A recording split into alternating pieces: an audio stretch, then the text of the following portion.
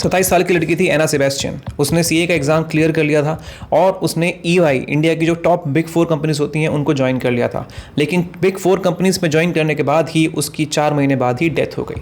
अब एना ने तो ये सोचा होगा कि मेरा जो करियर है सीए क्लियर करने के बाद लाइफ में एकदम सही दिशा में जा रहा होगा, लेकिन उसका करियर 4 महीने के अंदर ही ख़त्म हो गया। उसकी लाइफ ही ख़त्म हो गई 4 महीने में। ऐसा क्या हुआ, ऐसा क्या स्ट्रेस आ गया उसकी जॉब के अंदर कि इतने सालों से जो स्ट्रेस वो लेती आई होगी, जो पढ़ाई उसने की है, जो सीए का एग्जाम होता है, this is considered as one of the very tough exams. बहुत सारे लोग तो इसे क्लियर ही नहीं कर पाते हैं। कितने अटेम्प्ट्स लग जाते हैं क्लियर करने में, या कितने लोग होते हैं जो थोड़ा बहुत करते हैं, आधा अधूरा करते हैं और छोड़ देते हैं। कितने लोग तो इसकी तरफ जाते ही नहीं है। उस लड़की ने, उसके पेरेंट्स का कहना है कि वो लड़की हमेशा से, बचपन से लेके हमेशा टॉपर रही है, अपने ग्रेड्स के अंदर बहुत अच्छा परफॉर्म करती थी। तो जिस लड़की ने ये सारा स्ट्रेस झेल लिया, वो कॉर्पोरेट वर्क लाइफ में अपना जो स्ट्रेस आया उसको नहीं झेल पाई। तो ऐसा क्या टॉक्सिक एनवायरनमेंट क्रिएट किया हुआ है हमारे कॉर्पोरेट ने कि हमारे जो नए जो यंग बच्चे आ रहे हैं वो उसको नहीं झेल पा रहे हैं। और तो और जब वो लड़की की डेथ हुई है तो उसके बाद ईवाई का एक भी एम्प्लॉय उसके फ्यूनरल तक के अंदर नहीं आया। उसकी मदर का ये कहना है कि ईवाई वाले लोग उसको इतना परेशान करते थे, उसको इतना ज़्यादा वर्कलोड दे देते थे कि उसको बोलते थे कि तुम रात रात भर भी उस चीज़ को बैठे कंप्लीट करो। रात को मेल्स आती थी कि सुबह तक हमें ये काम चाहिए, और अगर वो कंप्लेन करती थी या वो उसके बारे में इससे किसी से बात करने की कोशिश करती थी तो उसको नकार दिया जाता था। कहा जाता था कि भाई ये तो यहाँ का नॉर्मल वर्क कल्चर है, आपको एडजस्ट करना पड़ेगा, ऐसे ही प्रोग्रेस होती है।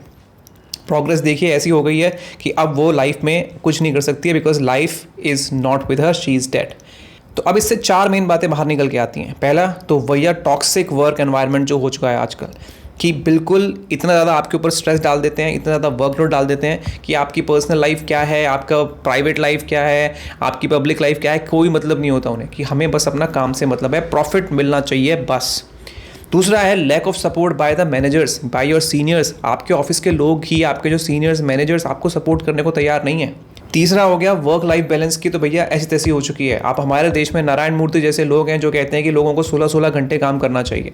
भाई 16-16 घंटे काम करेंगे तो फिर मतलब लाइफ जो है वो सिर्फ क्या काम करने के लिए ही है क्या? इंसान जो है वो सिर्फ एक गधा घोड़ा ही है क्या? बस उसका खुद का कोई अस्तित्व नहीं होता क्या? और चौथा मुद्दा भैया, कॉर्पोरेट अपनी इसके अंदर कोई अकाउंटेबिलिटी मानता ही नहीं है। अगर आपके साथ कभी भी कुछ गड़बड़ हो जाए, कोई भी अगर लीगल केस हो जाए, उनके महंगे महंगे लॉयर्स उनके पास बैठे होते हैं, उनको पैसा देते हैं और वो 1 रुपये की आपके ऊपर कोई लायबिलिटी नहीं रखते। वो जैसा चाहे अपने साथ चीज़ें कराते हैं। अब इस लड़की के केस में देख लीजिए, एक बंदा उसका एम्प्लॉई जो है, एक एम्प्लॉई नहीं आया उनकी तरफ से कि भाई एटलीस्ट फ्यूनरल के अंदर तो आए। कोई सपोर्ट नहीं दी गई किसी भी तरह की। उसकी मदर ने अब ये सब इश्यूज़ हाईलाइट किए हैं, ईवाई के मेन हेड को वो मेल भेजा है, और इस लेटर को अब काफ़ी वायरल हो गया है, क्योंकि सब लोग कहीं ना कहीं इससे रिलेट कर पा रहे हैं कि किस तरीके से सच में हमारे देश के अंदर इन जनरल जो एक कॉर्पोरेट एनवायरनमेंट जो बना हुआ है, उसके अंदर ये लोगों ने मान ही लिया है कि कॉर्पोरेट पे काम करने का मतलब है कि भैया स्ट्रेस तो रहेगा ही रहेगा, आपको कैसे भी करके बस अपना लाइफ को मैनेज करना है, पैसा मिल जाएगा, अच्छा काम करो लग के। और यही बस आज का नॉर्म बन चुका है, और इसी चक्कर के अंदर हमारे अब देश का जो युवा है सफ़र कर रहा है।